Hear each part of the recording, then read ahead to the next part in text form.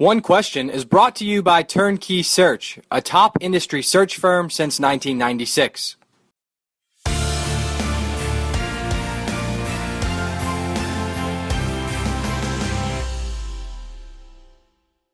Let's talk about when you break an article that may be brand new or an add-on to an existing narrative that's really important and maybe powerful, explosive at times. What's your personal attitude? What's your personal demeanor right before that goes out and after it goes out in terms of your anticipation, nervousness, interest in how it's received? Walk me through kind of that emotional and mental process for you. Well, I always laugh at the people who say I sleep like a baby because I don't sleep very well anyway, but especially when there's a sensitive story I'm about to publish, then I literally will wake up at certain hours because I know when stories actually will hit, and there's always that fear of what you've forgotten, or the day before a story's going to close. There's just last minute jockeying by sources or information's changing. A lot of times you're not sharing. If it's a really sensitive story, you may not be sharing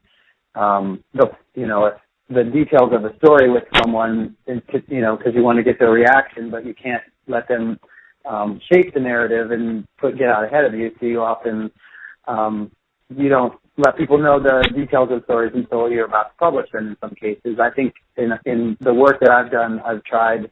In recent examples, I've given people many weeks of notice, several weeks of notice before big stories will come out, and that has actually just long delayed the story, and I don't think it's ever made the story worse, and I'm always grateful for that. So I'm not a big fan of letting, say, a school that's under investigation for something know about it, that I know about something at the last minute, because even though in some cases news outlets that have done that have lost their scoop, I think it's more important to get the facts right and make sure that people have a chance to respond to it.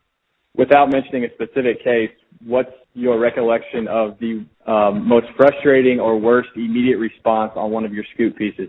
There's a lot. So, I think the frustration is that if someone changes their story and you talk to them repeatedly and you have conversations recorded, or you've been with them, you've spent time with them in person, you've made sure that they understand what the story's going to say, and then they don't, maybe they just don't understand how it's going to be received, and so they will change their story. And so that's frustrating because it makes you as a reporter look like you're, twisting the facts, or you haven't done your homework. And I think to protect yourself from that, you just have to tell people, here's how the story is going to, here as much as you can, tell them the context for the information they've shared and how it's going to be used, and make sure they get a chance to respond to that if they don't agree with the way you're perceiving things. So bringing this full circle to the audience of D1 Ticker, what are some key takeaways as we talk about this stuff that you would want to impress upon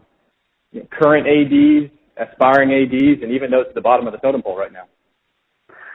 Well, I understand that people often don't want to share sensitive information or get out ahead of stories because there's a lot of debating that happens in college sports, and people also don't want to appear that they're, that they are prima donnas and that they're the ones who are always getting credit for stories.